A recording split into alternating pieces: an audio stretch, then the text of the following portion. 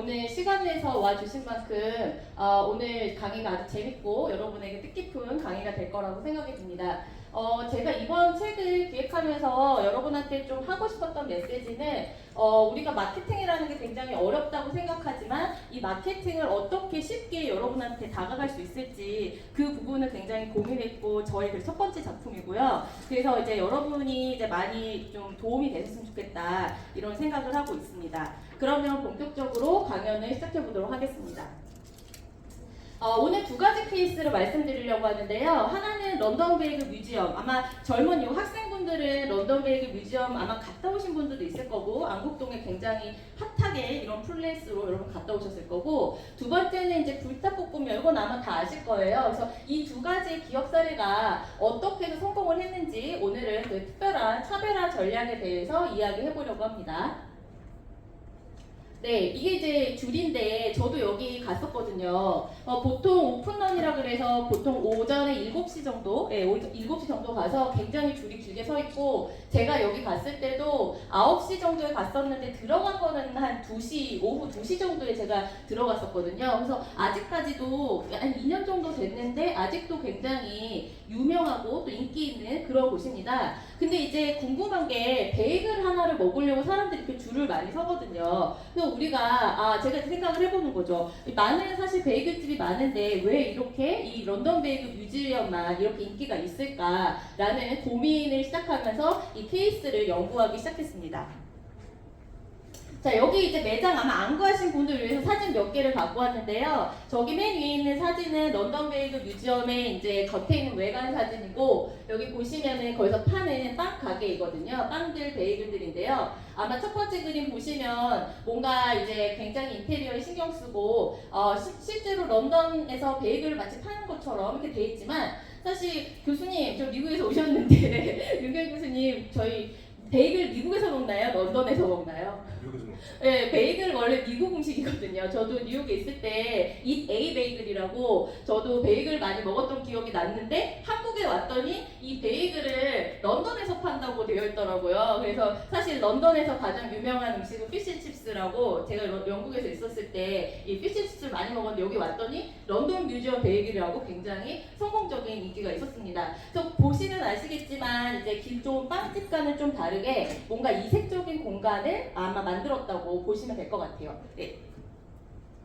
자, 이제 여기 6개에 여러분 그 코스트코 가시면 한 6개 정도 들어가 있는 거 4,980원이면 사실 수 있거든요, 베이글. 근데 이 런던 뮤지엄 베이글에 가시면 일단 플레인 베이글은 3,800원인데 어떤 베이글은 8,500원, 14,800원까지 돼 있는 걸 볼 수 있으세요. 여러분 여기 가시면은 사실 런던 뮤지엄 베이글 가셔서 베이글 하나 사신 분은 거의 없거든요. 굉장히 많이 구매를 하고 오십니다. 그래서 보통 뭐 2만원, 3만원, 한 6개 사면 한 2만원 넘을 거예요. 이렇게 가격 차이가 나거든요. 근데 여기서 궁금한 거는 사람들은 왜 런던 베이글 뮤지엄에 가서 3만원씩이나, 이게 6,000원이면 살 수 있는 이 베이글을 한 2만원, 3만원씩이나 사는 걸까요? 왜 그럴까요? 네, 무엇 때문에 이 런던 베이글 뮤지엄 앞에 사는 사람들이 줄 서고 3시간 넘게 기다리게 했을까요? 우리는 이 궁금증에 빠지게 됩니다. 과연 무엇이 사람들을 3시간 기다려서 이 베이글 하나를 사게 하는지. 우리가 보통 여러분 마케팅 제 수업 들은 학생들은 알 텐데 마케팅 4P라고 해가지고 제품, 가격, 유통, 촉진 이 4가지 요소 우리가 고려하잖아요. 그래서 런던 베이글 뮤지엄의 제품이 좋은가? 혹은 여러분 가격이 좋은가? 가격이 좀 좋은 가격인가? 아니면 유통 전략을 조금 차별화했었나? 아니면 새로운 프로모션을 한 건가? 이렇게 여러분 궁금해할 수 있잖아요. 여러분은 어떤 생각을 갖고 있는지 한번 얘기해 주실 분 있으세요? 학생들 중에? 어떤 것 때문에 이게 성공했을까요? 이 4가지 요소 중에 굳이 뽑는다면 혹시 있을까요? 민지 한번 해보세요. 민지 학생.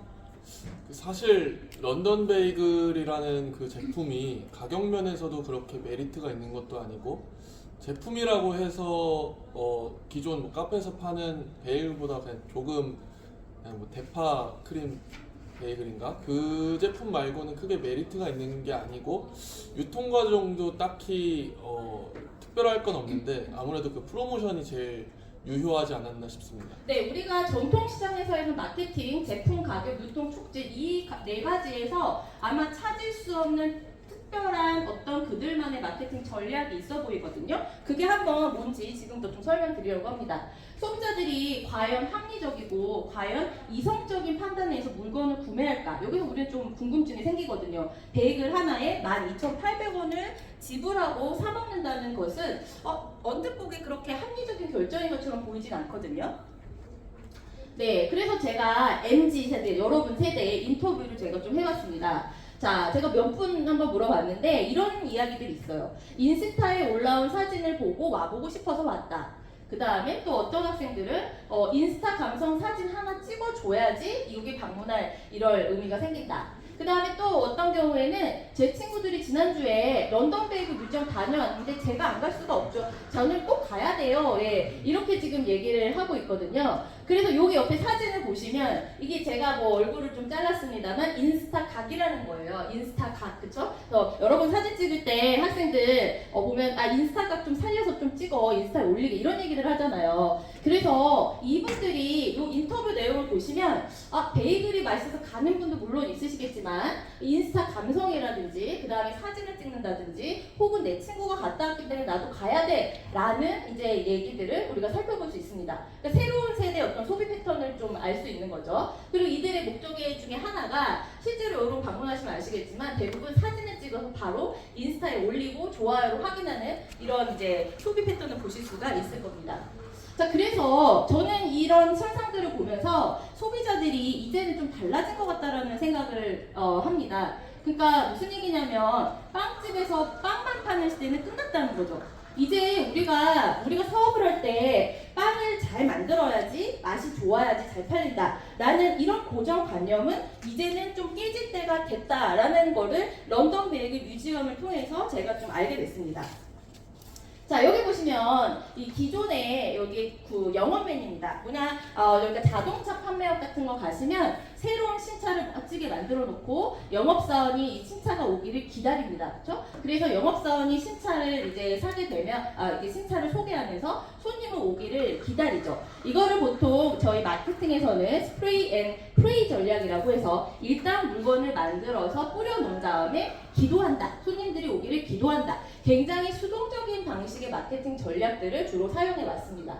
근데 요즘엔 여기 보시는 것처럼 우리가 직접 손님들을 기다리는 것이 아니라 좀 더 적극적으로 고객들이 올 수 있도록 새로운 전략을 취해야 된다는 거죠. 이게 바로 성공의 키 열쇠인데, 네, 그래서 제품의 차별화 전략.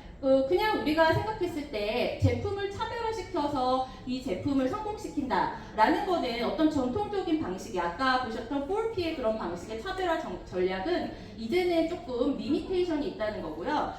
제가 말씀드리고 싶은 건 경험의 차별화가 굉장히 중요하다는 거죠. 여러 가지 차별화 전략이 있지만 제가 뒤에 조금 이론적인 거 말씀드릴 건데 그 중에 가장 중요한 거는 고객의 경험의 차별화 전략이 통해서 그 사람과 어떤 차별화가 있는지 터치 포인트가 굉장히 중요하게 되고요. 두 번째는 고객이 브랜드의 팬이 되게 만들어라. 그러니까 뭐 아이돌 같은 경우에도 팬이 있는 것처럼 런던 뮤지엄 베이글 같은 경우에도 굉장히 두터운 팬층이 있거든요. 그래서 이렇게 고객이 마치 브랜드의 팬이 되게 만드는 것이 두 번째 요소가 될 거고, 세 번째는 이 브랜드의 고객의 팬이 된 이 사람들을 브랜드의 커뮤니티에 참여하게 만들어라. 그래서 인스타그램에다 쓰고 그 다음에 소통하게 만들고 그리고 그거를 찍어서 다른 사람들을 추천하게 하는 이런 방식이 요번에 제가 설명하고 싶은 새로운 차별화 전략이라는 거죠. 그리고 MZ세대 중심으로 우리가 성공하고 있는 뭐 노틸 도나우시나 런던 뮤지엄 베이글 그 다음에 뭐 녹기 전에 기타 등등의 이런 브랜드들이 이렇게 경험의 차별화를 통해서 성공한 브랜드라고 볼 수 있습니다.